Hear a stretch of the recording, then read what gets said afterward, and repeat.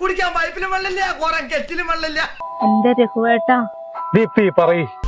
എവിടെയോ വെച്ച് കണ്ട പരിചയമുണ്ട്. അപ്പൂപ്പനേതാ? നമുക്ക് വയസ്സായി, ഇനി എത്ര നാൾ? ഇതേതാണോ പുതിയൊരു മാരണം? ഇത് ഞാനാണ്.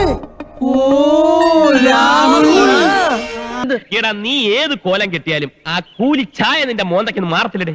ജീവിക്കത്രയും കാലം ജീവിക്കട്ടെ. ദീപ്തി, ഇവരെന്താ ഇങ്ങനെ?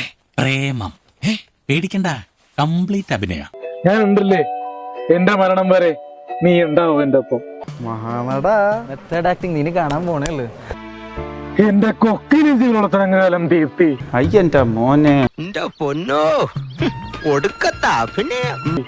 നീ എന്റെ ഭാര്യ അയക്കണം കാലം ഞാൻ നിന്നെ നോക്കും. എന്ത് നാച്ചുറൽ ആക്ടിങ്! 10-35 വർഷമായല്ലേ നിന്റെ കൂടെ ഞാൻ വന്നിട്ട്. പാവം. എനിക്കത് മാത്രം കേട്ടാ മതി രഘുവേട്ടാ.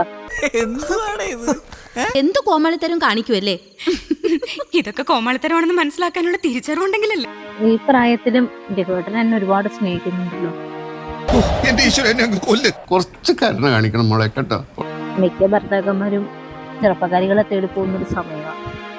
ഒരൊലക്ക കിട്ടുമോ? ഒലക്കയോ? ഒലക്ക ഉണ്ടാവില്ല കേട്ടോ, ഒരല് മതിയോ? ഞാൻ അങ്ങനെയൊന്നും അല്ല ദീപ്തി, ഞാൻ കുറച്ച് മാറി ചിന്തിക്കുന്ന ഒരാളാ. എത്ര ഇടി വെട്ടണു, അതിലൊരെണ്ണം തരില്ല. എടാ, പറയുന്ന നിനക്കില്ലേലും കേൾക്കുന്ന എനിക്കില്ലടാ ഒരു ചളുപ്പ്. നീ കാണുന്ന പോലെയല്ല രഘു. എന്ത് ചെയ്തിട്ടും കൂടെ ഒരു മെനയാവണില്ലല്ലോ സജി. അയ്യോ ദീപ്തി,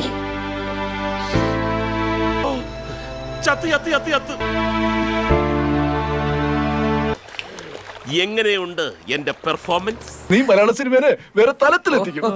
ഏതായാലും പൗലോച്ചായനെ ഞാൻ സമ്മതിച്ചിരിക്കുന്നു. ഭരത് അവാർഡ് കിട്ടുന്ന ഓവർ ആക്ടിംഗ് അല്ലേ കാഴ്ച വെച്ചത്. Thank you.